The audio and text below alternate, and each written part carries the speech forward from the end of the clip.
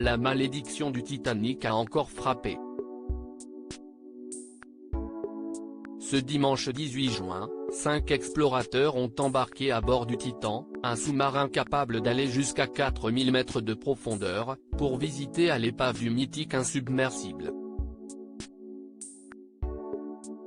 Mais 1h45 après s'être immergé dans l'océan Atlantique, à 600 km des côtes de Terre-Neuve, l'engin a perdu le contact avec la surface. Depuis, d'importants moyens venus de plusieurs continents, avaient été déployés pour retrouver l'équipage sain et sauf. Un champ de débris appartenant au sous-marin disparu ont malheureusement confirmé le décès des 5 passagers. Pendant 4 jours, le roi Charles III faisait partie des inquiets. Mais pourquoi ?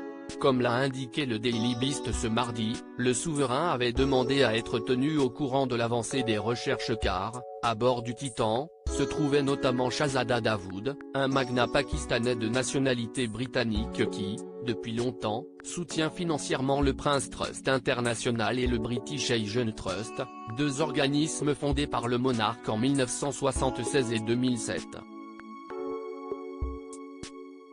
Âgé de 48 ans, le millionnaire s'était offert cette coûteuse expédition sous-marine du Titanic en compagnie de son fils de 19 ans, Sulman. Supérieur à Charles III, de prince héritier à roi d'Angleterre, retour sur sa vie en images de britanniques parmi les victimes du Titan. Le cabinet du roi britannique avait par ailleurs déclaré que Charles III adressait ses pensées et ses prières à la famille Dawood, très influente au Pakistan. À bord du Titan se trouvait un autre citoyen britannique, le richissime homme d'affaires Hamish Harding, qui avait fièrement annoncé faire partie de l'expédition quelques heures avant le départ. À 58 ans, le PDG de l'entreprise de vente de jets privés Action Aviation, détenait de nombreuses mentions dans le Guinness des records. Connaisseur des fonds marins, il avait déclaré au magazine indien Week, en 2021, « Si quelque chose tourne mal, on ne revient pas ». Cet explorateur de l'extrême revenait alors de la fosse des Mariannes, la partie la plus profonde de l'océan connue à ce jour, 11 km sous la surface de l'océan Indien, à bord d'un submersible à 2 places. Les passagers du Titan comptaient également le Français Paul-Henri Marjolais.